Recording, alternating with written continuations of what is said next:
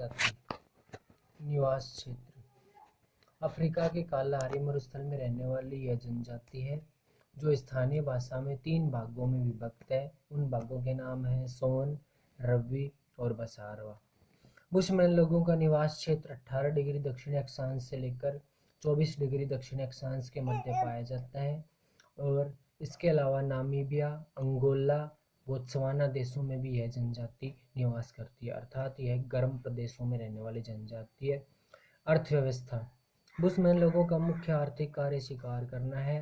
ये लोग तीर, कमान और भाले से शिकार करते हैं। जैसा कि हमने जनजातियों की परिभाषा में पढ़ा था कि इनका जो समाज होता है वो एक घनिष्ठ रूप से संबंधित होता है और ये लोग शिकार करके अपना जीवन यापन करते हैं।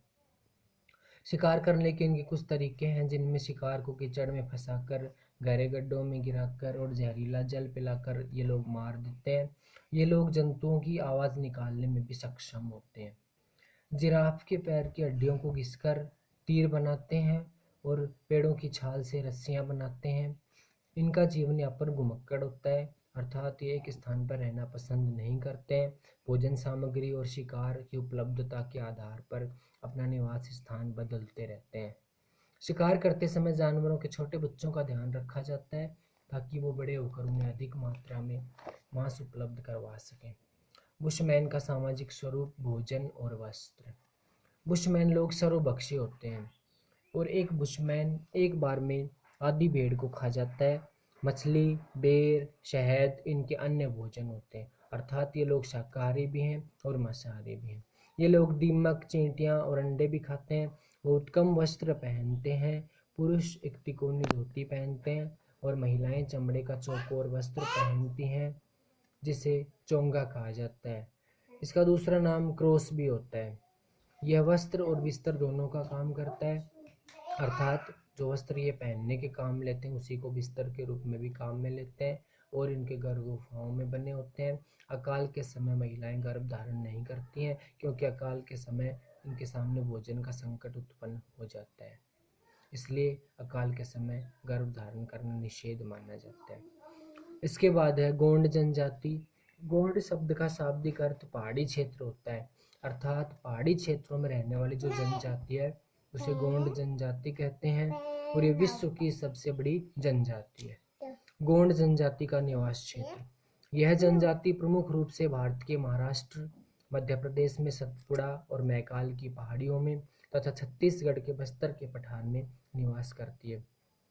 कुल मिलाकर ये कहा जा सकता है कि जो गोंड जनजाति है वो ऊंचे पहाड़ी क्षेत्रों में निवास करती है जहाँ पहाड़ियाँ श्रृंखलाबद्ध रूप से पाई जाती हैं और ये घने जंगलों में रहना पसंद करती हैं। खान पान। पहाड़ी क्षेत्रों में विशेष प्रकार के अनाज बोए जाते हैं जिन्हें कोट्टू और कुटकी कहा जाता है। सब्जियां और फल भी खाते हैं। त्योहारों के अवसर पर ये लोग चावल बनाते हैं। ये लोग शिकार करके या बलि चढ़ाए गए जानवरों का मांस भी खाते हैं, अर्थात ये लोग अंधविश्वास और जादू टोना में विश्वास करते हैं। महुआ के फूलों से बनी हुई शराब को महिलाएं और पुरुष दोनों मिलकर पीते हैं। गोंड जनजाति का वस्त्र और आभूषण। पुरुष धोती और महिलाएं साड़ी पहनती हैं। दोनों ही चांदी और एल्यूमिनियम के बने हुए गहने पहनते हैं।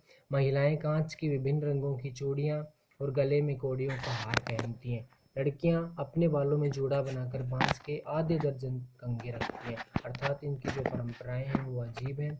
महिलाओं द्वारा एल्यूमिनियम के गहने पहनना और कौड़ियों का हार पहनना, लड़कियों द्वारा अपने बालों में जूड़ा बनाकर आधे दर्जन कंघे रखना अजीब रिवाज की तरफ संकेत करता है। मकान, आवास, समाज और संस्कृति। ये लोग छोटे छोटे गांवों में रहते हैं जिन्हें स्थानीय भाषा में नंगला या पल्ली कहते हैं, अर्थात गोंड जनजाति के जो छोटे छोटे गांव हैं उन्हें स्थानीय भाषा में नंगला या पल्ली कहते हैं। मकान की जो निर्माण सामग्री है वो घास, मिट्टी और लकड़ी की होती है और मकान बनाने से पहले ये लोग मुहूर्त निकलवाते हैं। उस स्थान पर नाचना गाना होता है, बतख या मुर्गे की बलि दी जाती है और इनके मकानों में जो है रसोई, बरामदा और पूजा घर भी बनाए जाते हैं। पूजा घर बनाने से इनके जो है आस्तिक होने का पता चलता है, अर्थात ये लोग देवी देवताओं में विश्वास करते हैं। इनका समाज पितृसत्तात्मक होता है, अर्थात परिवार में जो पिता होता है उसका महत्व अधिक होता है। सबसे बुजुर्ग पुरुष परिवार का मुखिया होता है इन लोगों में 4 प्रकार के विवाह प्रचलित हैं: सेवा विवाह, विनिमय विवाह, हरण विवाह और विधवा विवाह। विवाह के लिए किसी स्थान का चुनाव करते समय ये जल स्रोत या आम के पेड़ का चुनाव करते हैं। गांव के मुखिया को पटेल या मुकदम कहते हैं, चौकीदार को कोतवाल और गांव के पुजारी को पुरोहित या देबारी कहा जाता है। इनमें एक प्रथा है जिसे कबाड़ी प्रथा कहते हैं। इस कबाड़ी प्रथा के अनुसार गोंड जनजाति में कर्जदार लोग कई वर्षों तक साहूकारों के गुलाम बने रहते हैं। इसे कबाड़ी प्रथा के नाम से जाना जाता है।